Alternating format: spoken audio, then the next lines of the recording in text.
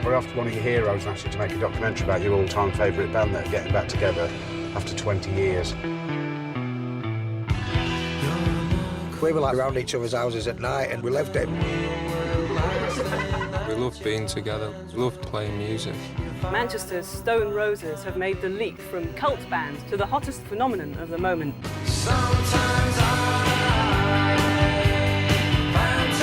lot of things happen that are out of our control. And I could see in Ian's eyes that there's no future in it.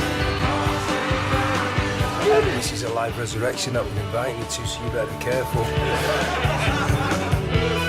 Stone Roses getting back together, told too much. Obviously can't quite believe that it's happening. We're going to take it around the world. Why are they so important to people? You know and I know, but you can't write it down, can you?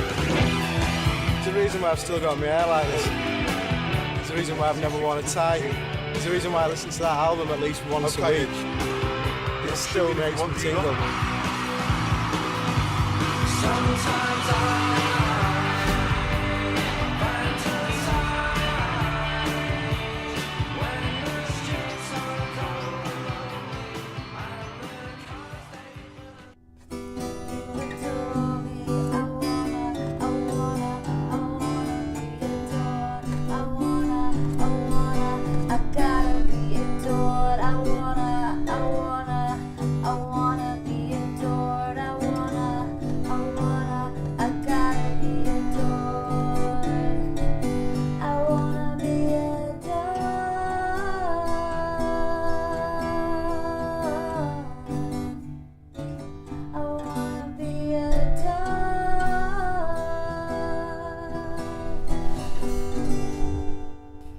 Hey, so I'm Kay Hanley. I'm Greg Barrett. And you're listening to So Rock Out with impressed. Your Doc Out. I feel like my sound engineering on that might not have been great as my first time.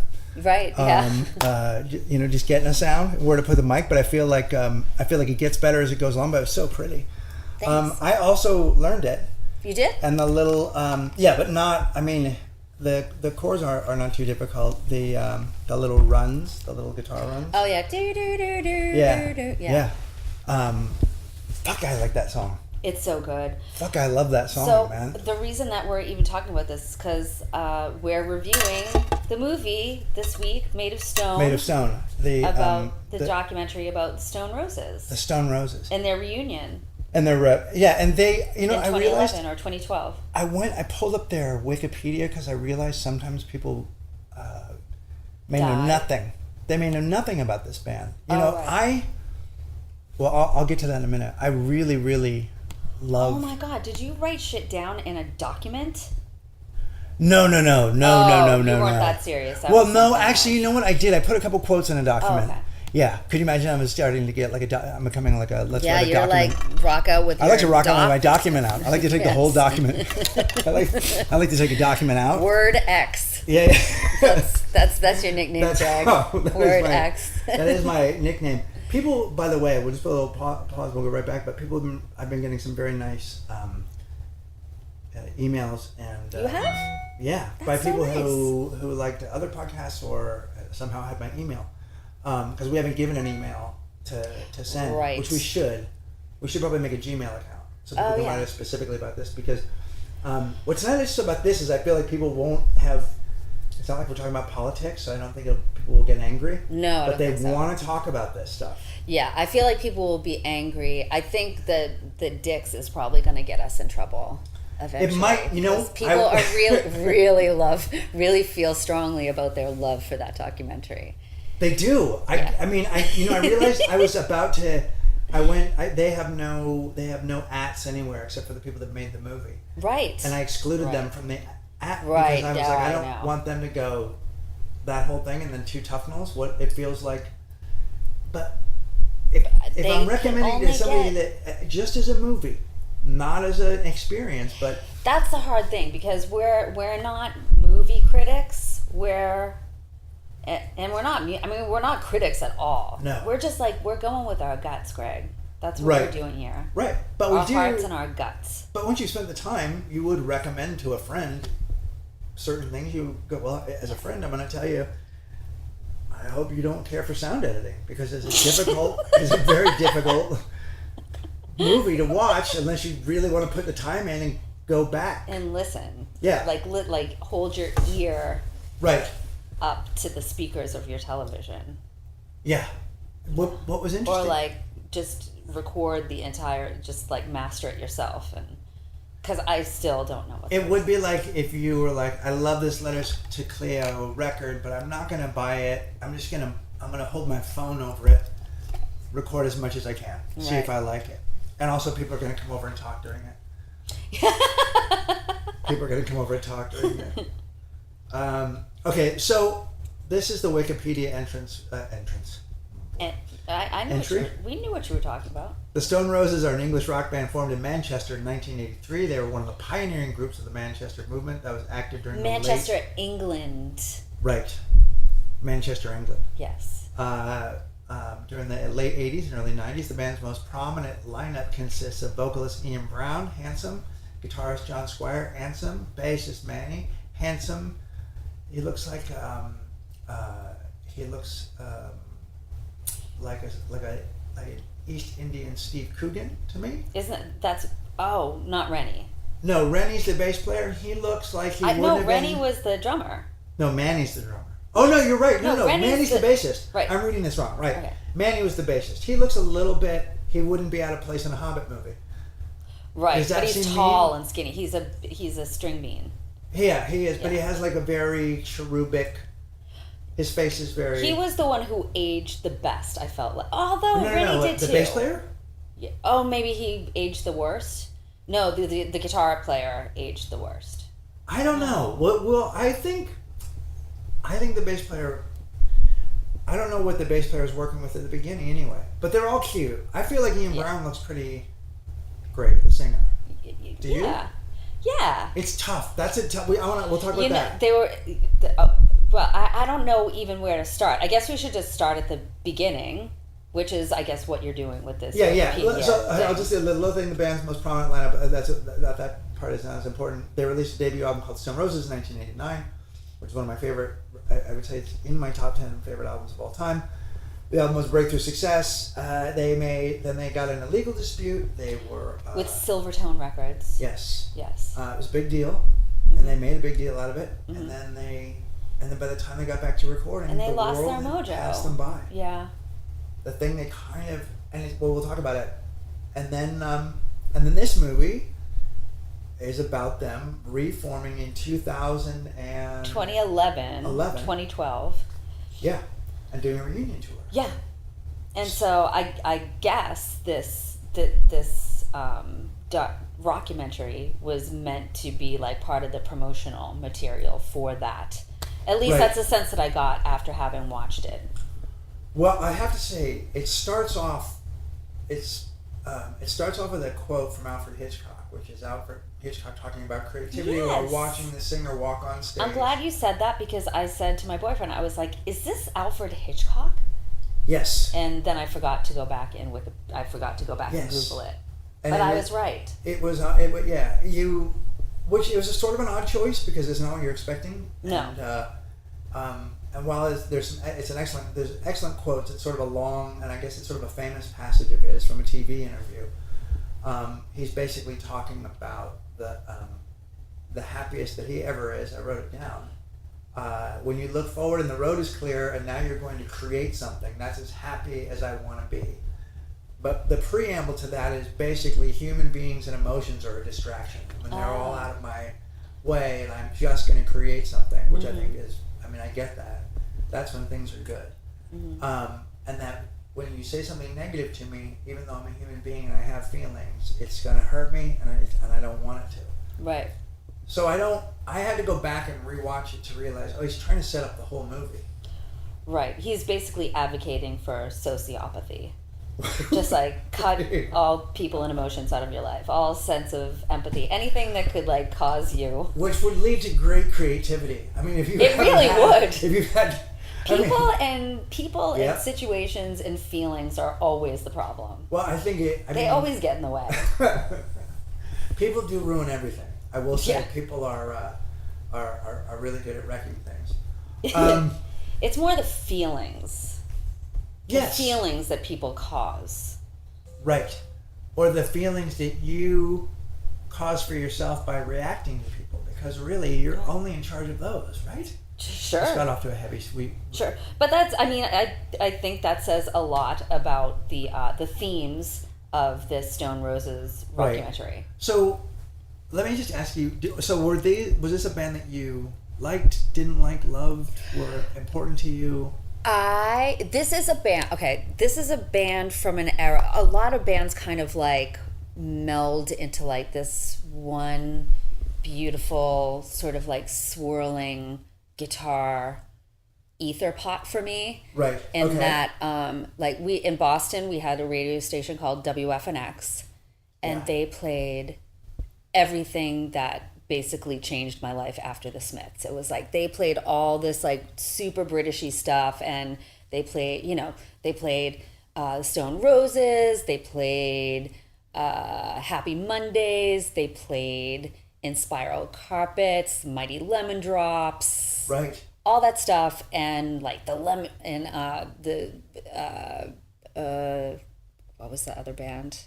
I mean, they played a million bands. So many bands that just Spiral Carpets. killed I've never me. even said it in a long time. Spiral Carpets, Right? Wasn't there a grape one too?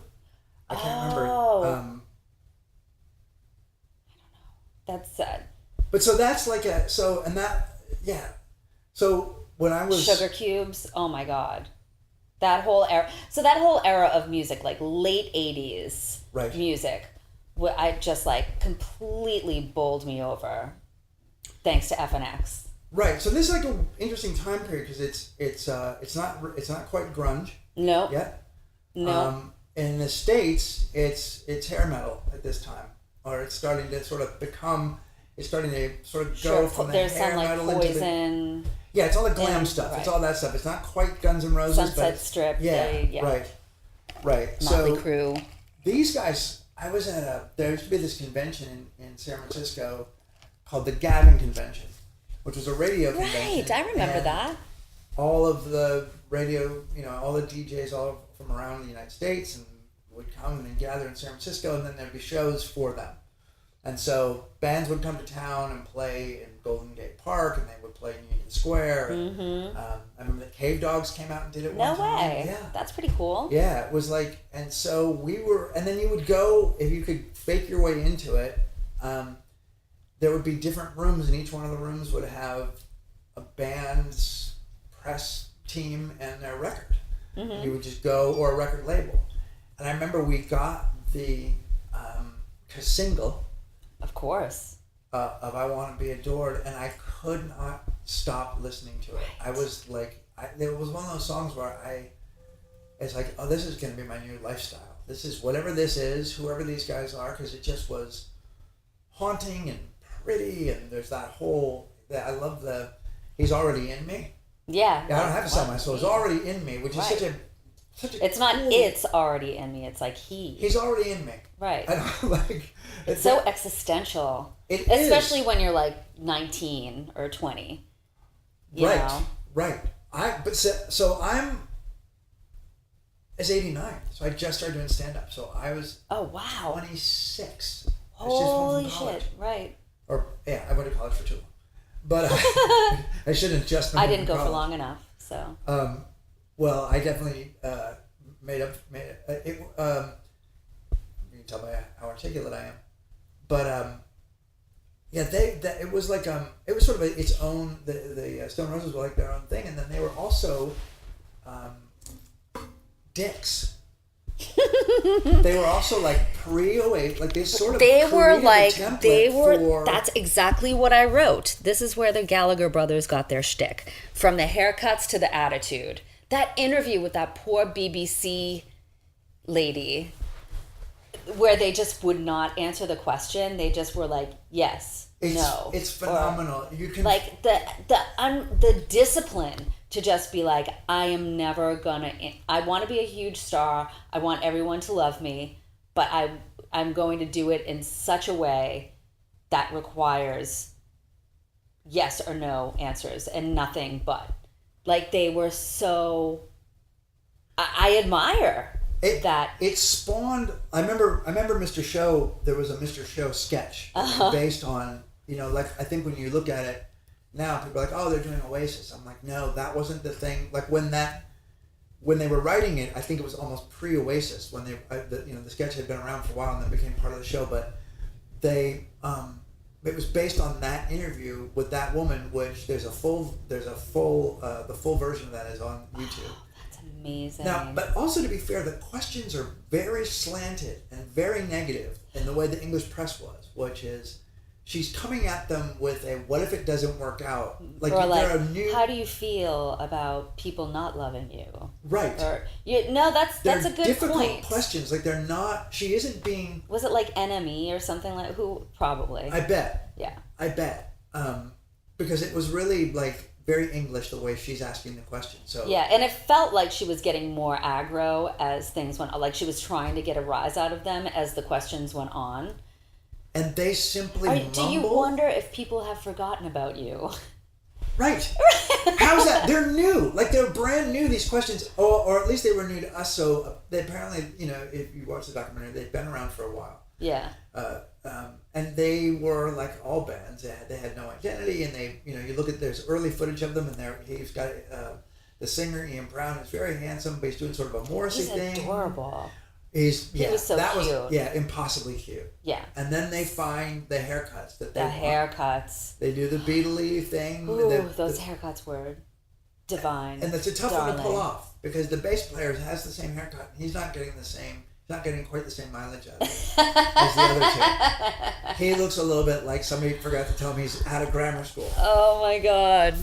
So when they come back to when they jump around in this movie a lot, they go from like footage of them in like '89 and then in the early '90s and then the big scene of like this new modern the new modern Stone Roses where they're like they're about to launch their new tour and they're doing like a press junket downstairs at the Soho House in London, and first of all, the room that they're in has to be noted is the most beautiful hotel room I've ever seen. Did you notice that like amazing wallpaper?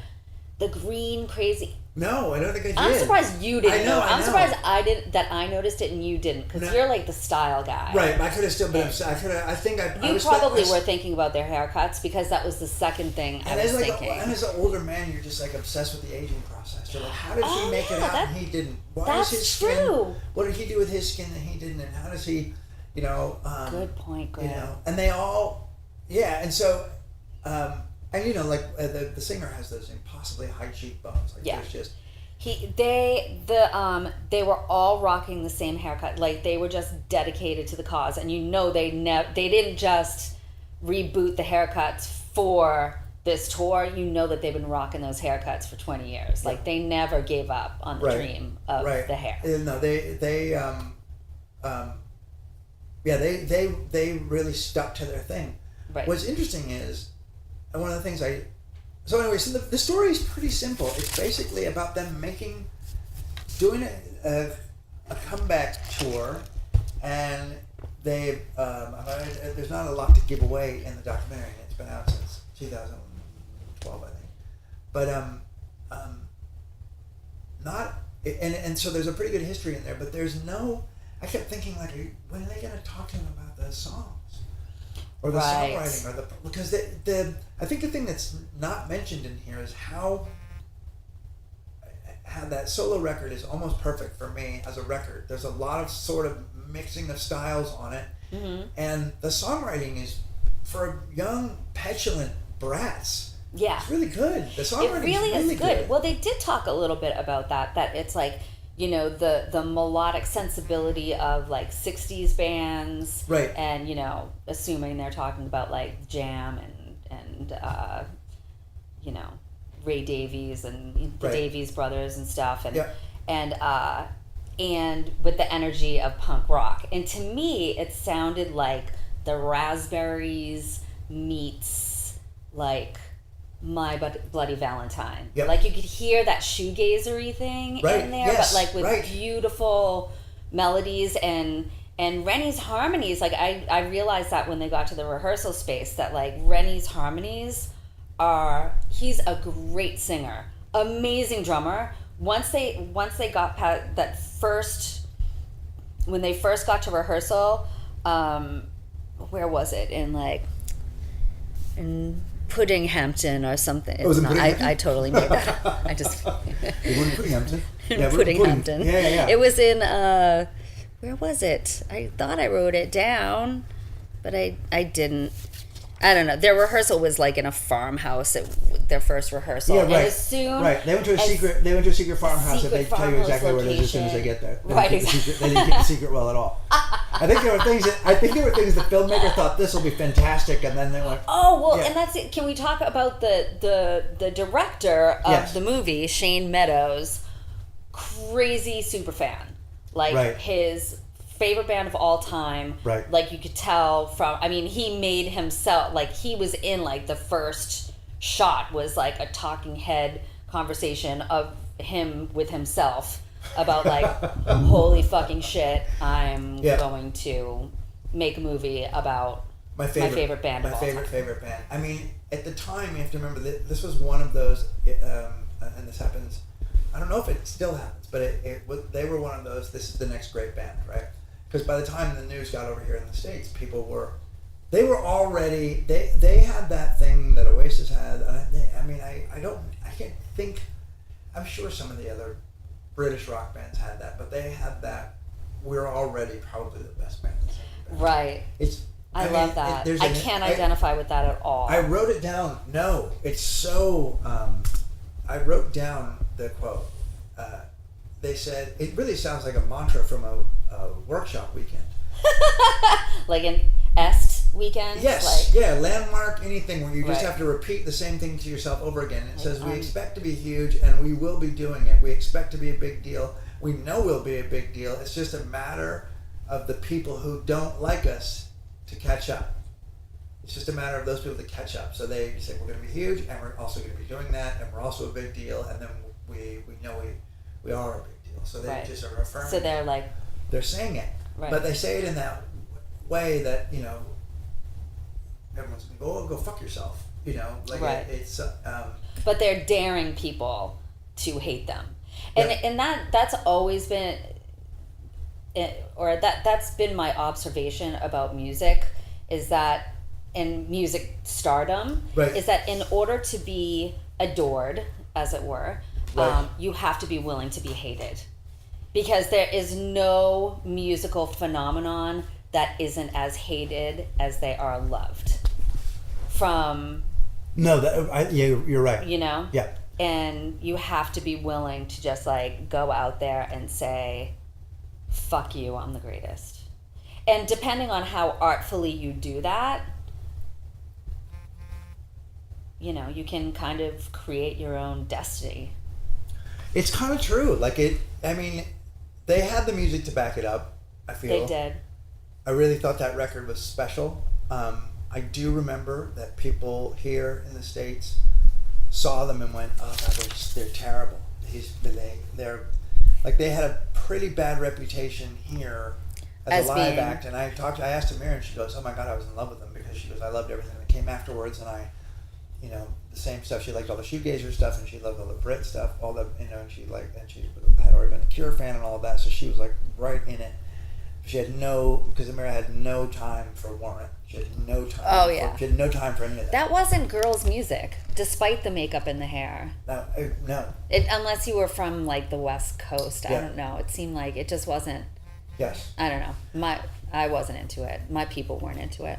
And Amira is partial to, not on me, but on anybody else. Is sort of, she's partial to that sort of Beatles haircut and a windbreaker. You know what I mean? Yes. Yeah. Oh my God, that's so Yeah, amazing. or your That's track true. jacket. Your track jacket just But you zipped just all the way up. described like such a look. Oh yeah, it's a phenomenon. Wow. You sort of oh that And is the the thing. huge shirts too back then, like Big shirts. enormous shirts. They were the big shirt. I also had that for a little bit. They were the I big rocked pants. that look. Did you rock that look? Not intentionally. I just wore big shirts. I was a heavier guy. No, I could never pull that stuff. It's a certain kind of person that can pull that look off, But we people. we people, Yes. yeah, you really do have to be pretty We. tiny to pull off some of those, to wear big clothes. Yeah. Because otherwise they And you look big. yes. Instead of a person wearing big clothes, you just Yeah. look bigger. Yes. I get that. Yeah. And they were, I was not a sober person when they had a record out, and I did feel like they were the perfect combination of like being in love with somebody and also being so high. Like there's something about their music that's like, yes, that's like that would be what, if you didn't ever want to take ecstasy, that feels a little bit like it. There's something about the I can't explain it. There's sort of a warm repetition within all the songs. They just sort of they sort of lull you. Definitely. You know? Just like with the three notes. Right. 3 notes and some variation on the theme from verse Right. to chorus, but pretty much the same 3 notes. Yeah. Morrissey did that too. Right. Yeah. Right. And it's very English. It's very English. Like no fancy pants. Yeah. No, we're not going to get too big for our britches with these melodies. We're not going to, I mean, post Beatles, that is. Right. And so that became like the beginning of that thing, like that Manchester, that whole sort of Manchester. That first, what's it called, the jack beat or something like that? Oh, I don't know. Somebody called. I have to look up to see if that's a real thing. don't- But I remember that being referred to it. That sort of shuffle, kind of like Skiffle. yeah, that sort It's of a dance, skiffle whatever band. yeah, and so then in the movie you see a very excited Liam Gallagher. Oh my god. I was like, of course he's fucking there. Of course. Yeah. Of course he's Yeah. there. He took their thing and ran with it. Oh, and got a few more absolutely. miles out of it. They should be taking points It's really strange. and like getting paid a royalty. That stuff happens every once in a while. Sometimes it's a little disappointing, you know, where you go, wait, you didn't. You didn't that's not invent your that? thing. Well, that's what I thought. Because I didn't really know what the Stone Roses thing was. Right. I knew their music, but I didn't know their persona Yeah. at all. No. And then as soon as I saw him come on screen for the first time, I thought it was one of the Gallaghers. Yeah. And then I was like, oh no, it's the Stone Roses guy, whose Right. name I did not even know at the beginning of the movie. But Ian Brown, who had a pretty good solo career and did a pretty awesome version of Billie Jean, I think. he did? Yeah. I'm going to have to go back and I look think at that's that. right. And so the story of them is then they got in a fight with their record company. Mm-hmm. And they They just couldn't get their mojo back. They couldn't, and After they did that. a big thing where they trashed their record company. They went in. And I saw that in the movie. They covered that. Right, they spray paint. Dumped they paint dumped all over paint the offices, place. all over the Yeah. cars Yeah. of the manager and the label. Right, which is fantastic. Like that kind of thing only endears itself to people like other musicians, kind of. But I remember when that happened here in the States, people were like, "Oh, well, fuck them. They're like the greatest band in the world. Now there's trash and shit." We have very little tolerance. They seem like spoiled brats. Well, Yeah. no, if you can't do that on your way down. You can only do that on your way up. Right. It's more. Otherwise, it just seems like a desperate ploy. Right. And it's hard to explain record contracts to people in a short, like even if they were correct, even if what they were fighting for. And they were. You know, and that was, but you know, remember the Replacements took all their masters and threw them in the river, and that was around the time that the girl from Inger Laurie, who was the lead singer of the Nymphs, went into the. Oh, that's right. Went into Geffen or something and pissed on the guys. Got up and peed on the desk. Right. You know, like. Yeah, that I never kind know of stuff, whether these things are urban myths or not. I think they're Some, real. Some of them Yeah. are true. The Replacements throwing their masters in the water thing. That doesn't- I feel like that- may not. I feel like they may have. Like there's. I feel That like lacks impact, if you ask me. Well, you have to explain to people what the masters like. You Right, realize- exactly. It's wait, like the we master, just threw a that's bunch already of recorded. metal tape, Isn't giant already- metal yeah. tapes. Like, what? Those songs can't be remixed. I don't Right. understand. I have one on a cassette. I mean, we understand that's like really like that's the end of those songs. Goodbye. right, but you do unless they replicated them somewhere else, which they probably did. right, or they threw out other people's music, which I feel is the case, or just a couple of boxes of somebody else.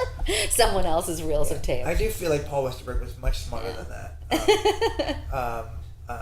Even self-destructive, but a little bit cagier.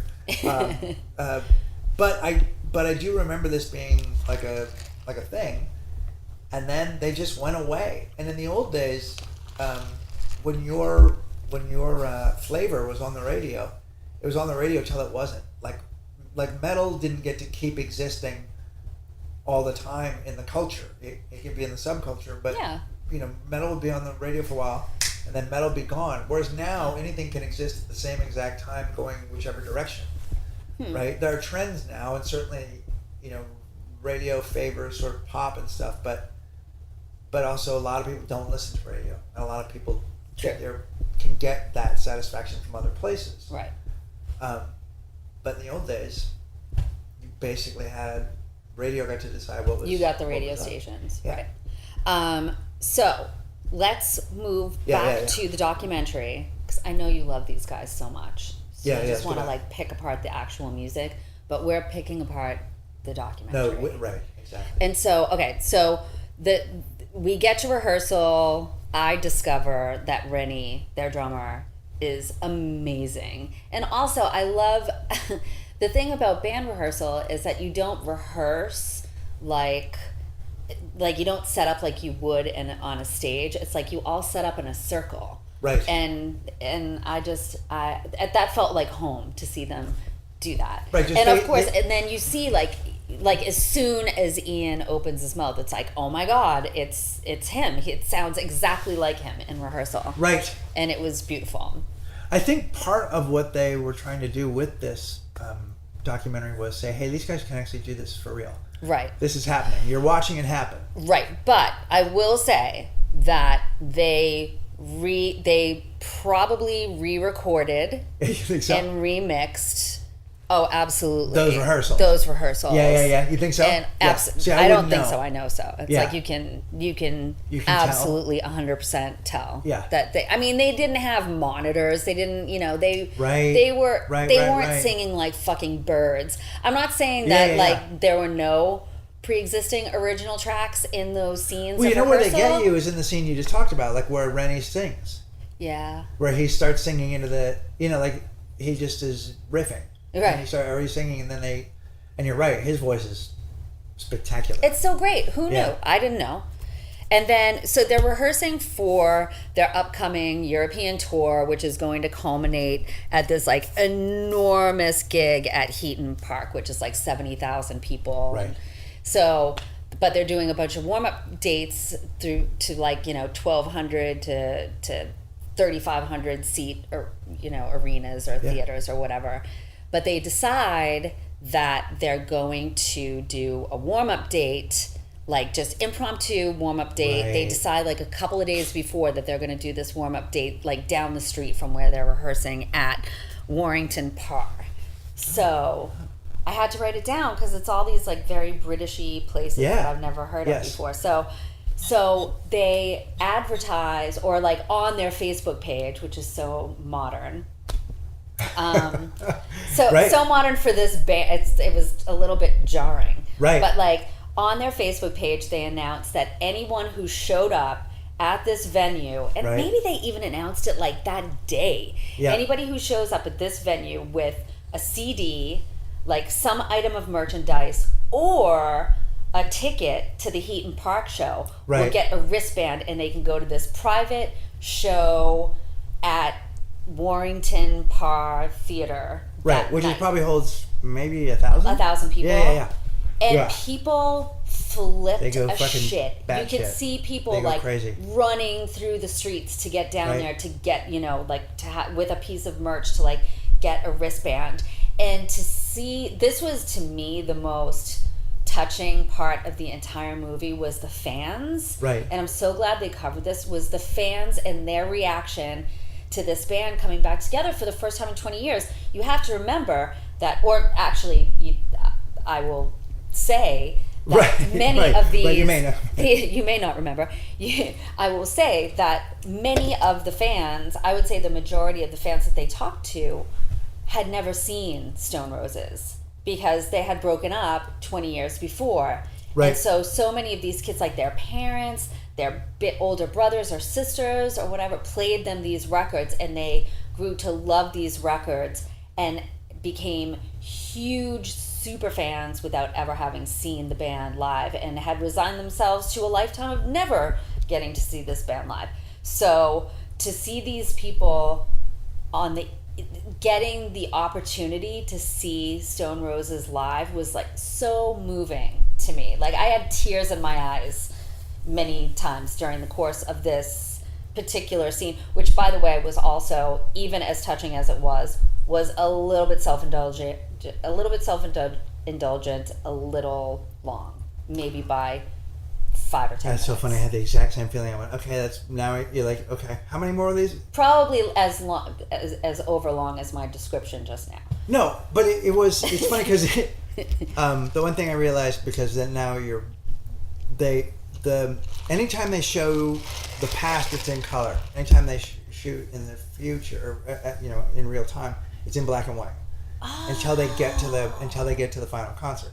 Oh. So that was a little. Yeah, I'm pretty sure that's it. That was a little denouement in the movie. I never really realized that conceit. Yeah, so all of them running to the thing is in black and white, and so you see them. The thing that was interesting to me, well, it's exactly what you said. There's a point where they're riding in the van, and Ian said we didn't have this many fans when we were together as a group. Right. And there is this, and so I do think that there is this sort of, it's like planting a seed, I remember this with the Pixies. I saw the Pixies play the Trompe Le Monde tour. Oh, wow. And I had loved them, but I'd never seen them, and I thought they were terrible. I was like, this is dull, man. The Pixies are not known for their fantastic live show. But also, like, they looked unhappy. Like you did, you were like, do they not? These look like unhappy people. When they came back, I saw one of the first shows here because of our friend Janet. I think it was at the Greek. It was way more people than were at the Warfield, and they were great. And the crowd went great. And there was like a renewed sort of, and Kim was in the band. And that was amazing. But how much? I mean, I leave room for the idea that they were that great because I loved them so much and knew all of it. Like I had never seen them back in the day. Right. So for me, that reunion tour, like the first one, was the first time I had ever seen them, and I don't know how great or awful they were. I just know how happy I was to be there and see all four of them playing these songs. I mean, but don't you think sometimes like you can, like when you're unhappy and the people that are watching you can tell you're unhappy. Like I think some bands don't give a shit. I don't know. I always feel like I pick up a vibe. Like there's like you kind of wonder whenever I go to a show, I wonder if this is a good night for them or not. And sometimes you're like, this is because I saw like the Replacements. I saw every single possible time I could have seen them when they came West Coast, and I saw every version of them that existed. And a lot of times, and obviously, I'm having a day too, so it's that combination. Mm-hmm. I went to a thing with my kids. Saw the Weekend with them, and I was like, I thought it was terrible. The bass, but my kids were like, that was like the best time I've ever had. Like, you're like, oh right, and also thousands of other people were having the same experience as my kids, but it was just where I was at, and so sometimes I'm never sure, but I do distinctly remember people saying, Stone Roses are just not that good. It's not that good. And it's funny because you can see how people, like, seeing the footage that we saw, there were not smiles from the band, like they don't interact much on stage, but then when they got off stage, you would see them being like, wow, that was great, right. Like normal people would be like, wow, that was a great show, that crowd was amazing, the things that like normal people say to each other after the show. Well, it's also like, what does a band mean to you when it's in a club as opposed to what does it mean when you're sitting in a seat in a big place? Like it, some bands you go to and you shut your eyes and you just rock back and forth and you don't pay that much attention to what they're doing. Mm-hmm. And then some bands are like, I can't stop watching. Yeah. Can't stop watching them. What is going to happen next? You know? And I think the Stone Roses records were better than any band could possibly be. The way they were produced or the way the songs were. You're like, I don't know. Especially not with four guys. It's hard to pull those records off with four dudes. Yeah. And they were like a get high experience. And like headphones. There's a lot of jamming in it. The guitar goes off. The second record was most like a 70s record, like a lot of jamming, a lot of guitar interludes. But they seemed pretty stoked to be back on stage, and people seem to be digging it. It's cute. I was watching everybody. So they do that Warrington Parr secret special show, and then they kind of blaze through, like Barcelona and wherever. They get to Amsterdam, and then there's like a complete meltdown. And Rennie stomps off stage, gets in a car, and leaves before the band before like the crowd is waiting for an encore, and Rennie's already gone. He like storms out. He had some technical problems, and then. But you don't know that. Because you like they do foreshadow it a little bit, because he kept like getting some feedback, and actually maybe the reason that I know is because, and I forgot to say this, I had to turn on the closed captioning at the beginning of the movie, because I was like, I had no idea what the fuck these guys were saying. That's another thing. They're super Manchurian, and then add to that, one of the things they love doing, which they did during the rehearsals, they like to talk like Scotsmen. Yeah, and at that point they don't even sound like it. They're not even making Cockney. It's just sound. Whatever. It's like sounds. It's crazy. So I turned on the closed captioning at the beginning so that I could figure out what was going on. Right. And so during the Amsterdam show, there were a couple of reaction shots of Rennie where it said in parentheses feedback a couple of times. So I knew, because of my closed captioning, that he was having some trouble. So but they allude to it like it's a funny thing, so in the show the night before, or whatever it was, 2 nights before, they all walk off stage and 3 of them go one way, and they say to Rennie, and he goes, "No, I gotta go, I got an appointment."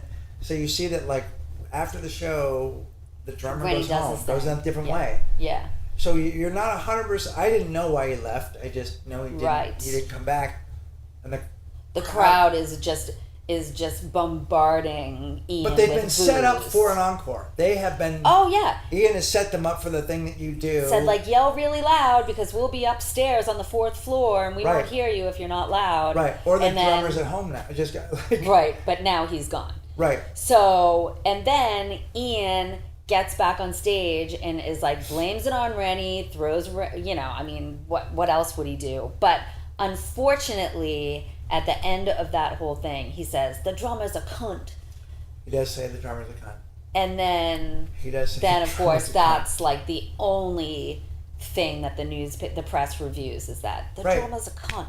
Right. Which in my head, I go, they have a brand, and they know what it is. They said, those early interviews where they didn't talk, you don't think they knew what they were doing? They knew exactly what they were doing. They're very savvy. And so I think, and I also think, I don't know, you're in a band, I think it's not hard to get really fucking pissed at somebody that you've known for a lifetime and go, because that's who you get especially pissed at those people. Right. You're like, that's because that's who you are. You're a fucking dick. Like, you get that, but they're family, and you're going to let that go maybe, but if you tell a whole arena full of people, they're going to go, uh-oh. And so now you're like, oh, okay, there's the drama they were looking for. Because, when you make a documentary, you're hoping it's more than just an artifact or just a promotional tool. Right. So like, oh, okay. Then what happens? Well, in my estimation, what happens next is that all of a sudden they're at Heaton Park playing in front of 70,000 people. And we never find out for sure. And this kind of like, this is when I realized what the problem is with this documentary in general, which is that I think the band had too much say over the narrative. The band had the right to after the first edit to say what they wanted or not. Right. And so anything that makes them look bad or gives away too much information or whatever was cut from the movie. So whatever happened, I would have loved to have seen the process where Rennie and Ian talk about what fucking happened, and then they have their triumphant show at Heaton Park. But to me, it's like what was supposed to be like the huge climax of the movie, which is this 70,000 people at Heaton Park. It's like it was hollow for me, because what happened? I think because I saw this documentary when it first was available, like online, and I think I may have watched it late. I used to love it. I would always just buy something for late after a show, and I usually would fall asleep. There's many movies I haven't seen the end of, and I remember sort of thinking, "Oh, I love this. It was great," but I don't actually remember how it ended. And then getting there, I went, oh, "This was such a." I was so excited at the beginning. And I know this has happened with if you're going to make a documentary, then you have to say, I'm all in, and you have to document the truth. And the Metallica thing, people, is that me? No, that's me. Oh yeah. In the documentary, some kind of monster, the one about Metallica, they just let it hang out, man. Yeah. And I think people really actually more respected it, but they certainly know and talk about that documentary because it's the success and failings of being a human being. And that's what makes you care. That's what makes you care. So that's why this ended up feeling like, oh, this is a promotional video for the tour or whatever they decide to do. Right. And it's like, it's not supposed to be showing you who they are or like the real story of, because it occurred to me then that we never saw any interaction between them that didn't make them look good, or was it like a controlled image fluffing, Right. And they don't get into the reason the band broke up. They don't get into how fucking weird the second record was. And that's that thing of like, if I go to see a Strokes documentary, I want to know. I mean, in the Pearl Jam documentary, there's a point where Mike McCready goes, then it was just Eddie's band.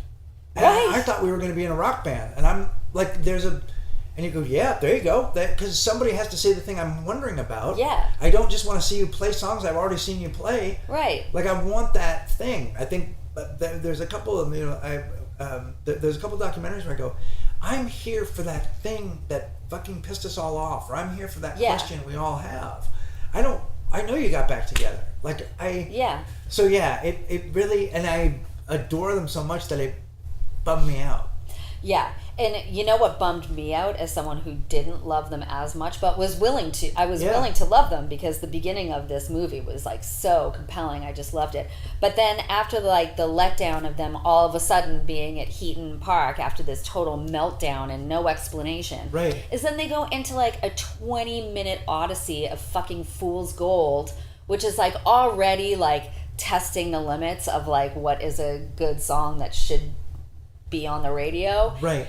For 20 minutes, they played that fucking song. I mean, I have to tell you, and this is true, I think, even of stand-up, capturing live performance is virtually impossible. Every once in a while it happens. Yeah. Every once in a while, you see something and you think, God, that is amazing. Like, that's what a concert should feel like. But most of the time, it leaves you going, that probably was better if you were there. Yeah, and I'm sure it was. Maybe, but maybe even it was lengthy. Yeah. And you're like, but then there'll be a title card that'll explain the end of the movie, or say something and there's nothing. You keep waiting and then it just goes to credits.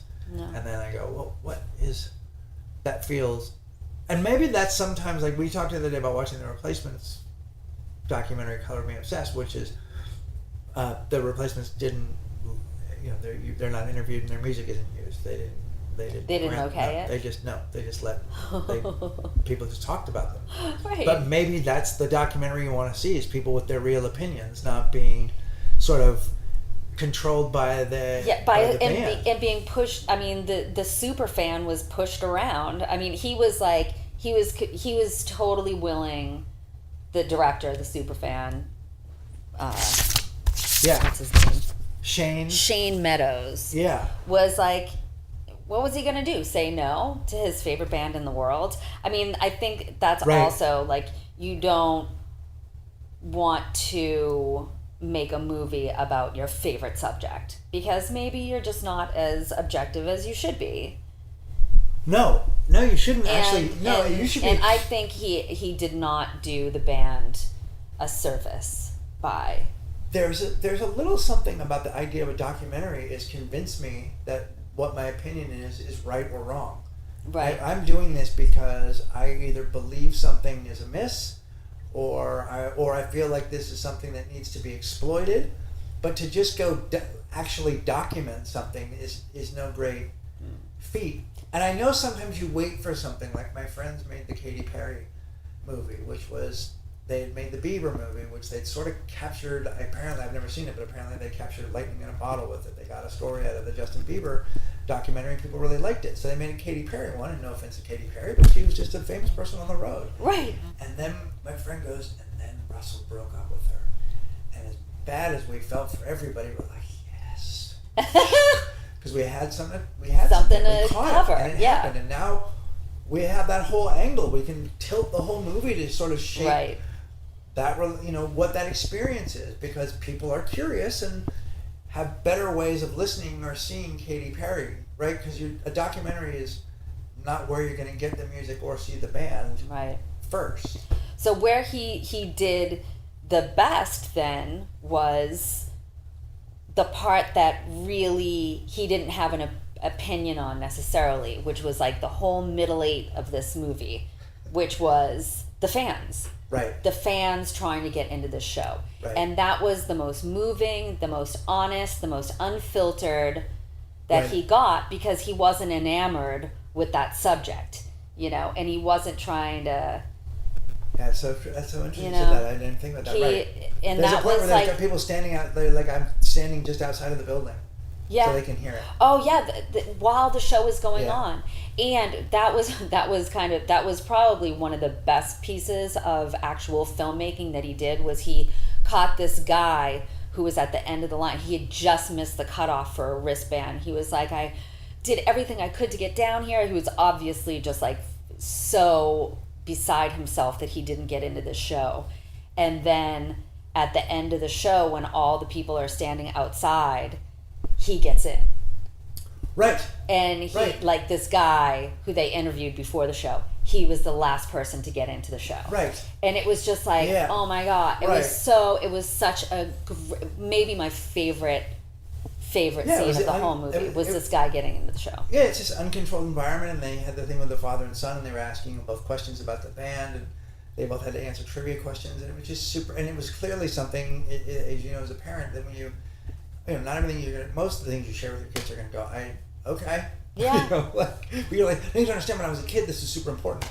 But I there can't is that imagine my thing. kids ever liking the music. Although Zoe really, when she was younger, but not as a teenager, never. Not as a teen, no. It No. comes back around, because now I call my dad and I go, what other Lionel Hampton records are there? Like, stuff that I was like, what is happening? And now I'm like, oh my God, every time I hear Vibes, I just want to call my dad and go, I love you. I love you for that. Tony Bennett, like just things that were on Amazing. at the house, and I was like, ugh, get away. Yeah, yeah, that part of it's cute, but it's and here I think there's a problem too with the band, which is that thing of, if you don't build, you can shock everybody with, we're going to be the greatest and we don't give a shit and fuck you, but I won't be around for long unless that story changes a little bit. Elvis Costello was a fucking beast of a human being when he started, but he Yeah. opened himself up, and then he became a curator of music, and then he became a guy who did bold things and then apologized for them. But he was like a living, breathing artist that you were like, okay, I can even suffer some of the things about your music that I don't like, because I feel like you're really trying. Or the Strokes, who just aren't going to quit. It doesn't matter. They just keep making records, and people like them or they don't, but they stick with it. But these guys just gave it up too quickly, and so your investment in them, they did the same thing with this. There's so many questions you could have asked them. There's not an interview. So many. Right. What's it like to have cheekbones like that? What's that like? To have that face, like during your youth, and how are you so fit? Right? Yeah. Yeah. All that shit. Yeah. All that shit. And it's amazing to me that I'm realizing now that you said that, the only interview footage that we saw was that poor British journalist who they absolutely... They should find wherever it was she hid after that, or whatever hospital they put her in. That was pretty fantastic. That was compelling. Even though it's like, it was compelling because it was so uncomfortable. for everyone. It's I also mean, shot really well. It's that weird clunky interview stuff where they close in a little bit and it's super. Yeah. Yeah, you can feel that. Yeah. Yeah. So how many Tufnels do you give this? Oof, I don't know. I'm gonna be bold. I'm gonna say 3 Tufnels. I did not love this documentary. I'm gonna say 2. I say Really?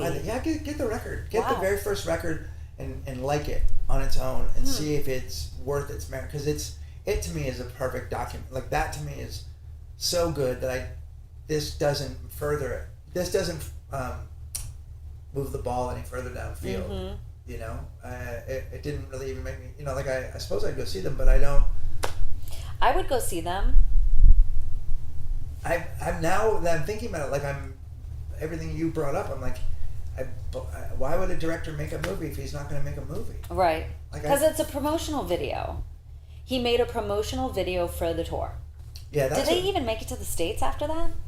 No, and Amir said she goes, you know, in the old days, because the English idea of a tour in America is like New York, Chicago, Texas, and San Francisco, like Right. 7 dates. Well, that's So fine. they maybe came and did something like that, but they didn't. But I mean, it wasn't the world tour that they promised. Like, what happened to that? See, it would have been. I have way They also more were gonna make questions music. than answers now. They say in the press conference They that were they've going been to writing make new songs. music. Where was that? All Yeah. right. Yeah, Well, yeah. The more we talk about it, the Tufnell starts. they start dropping. This one is. So I'm going to doesn't go 2.5 11. Tufnells. Yeah. Okay. I'll bring it up a half just to be fair. Okay, Because so I do love the band. We agree. 2.5 Tufnells. 2.5 Tufnells. So, Greg, us asking for recommendations is Yes. on Facebook and stuff is really paying dividends. And yesterday, we got a couple of amazing recommendations Well, for next week's. Oh, tell me. This is such. You know, I have to say when I'm preparing for this, Uh-huh. I'm like, why isn't this my job? Like, I really enjoy. I enjoy the homework of having to watch a documentary. I know. Well, I never make time to do stuff like this, so it's like Right. having to make the time to just like shut off my phone and really just like focus for an hour and a half on Yeah. this is actually good for my soul. Yeah. So thank you, and thanks to everyone who's listening. Maybe if more people listen, we can make Starbucks money someday. Yes. Yeah, we would love to make some Starbucks money, and we would also love to do a live one at some point. Oh my gosh, that's and, right. And we also have talked about having guests in. Because We do. I ran into Joey, we both know Joey Santiago from the Pixies, and Yeah. I'm interested to either... Did part you of me- talk to him about this? I mentioned it to him a long time ago, and he said he was interested. But you know, Yeah. he is one of the oddest birds. He that's really ever- is. A lovely person. He's Of only course. ever been. But he's Joey Santiago. He's Joey from the Pixies. Yeah. Right? Like the Pixies are like if you go, well, their music's weird. They're all weird. There's no That's why faking the it. They're music's not faking it. They No. are strange. They're not ordinary people being weird. They're weird. They're people. all weird people. Yeah, in a good way. I would imagine. But anyway, yeah. So Guests yeah, we'd like to like have guests. Joey. Yeah, and I'd love to do it live. Right. We should get an email account. Okay, let's get an email account. Yeah. Well, Just rock out with your doc out at Gmail, or should we do like Yeah, rock out, dock out. or like the, Greg rock out doc out at Gmail and K rock out doc out, or just K, I don't know. Probably Maybe we just should one- work this out not on not on the air. podcast, Yeah, right? yeah. You're probably like, are you done? We are done with this one. We are done with this one. It's for us to solve these problems beforehand, and then just tell you where to go, and then you can Yeah. find information about So where we'll Kay's do that. performing Right. and what I'm doing if that ever happens. So if you're still here, go. This is like now. This is the end of Ferris Bueller, but less entertaining. Okay, we'll see you guys next week. Bye. He's already in me. I wanna be a dog.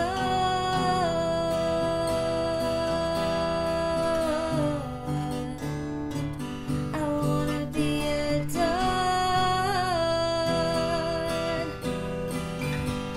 I don't have to sell my soul. He's already in me. I don't need to sell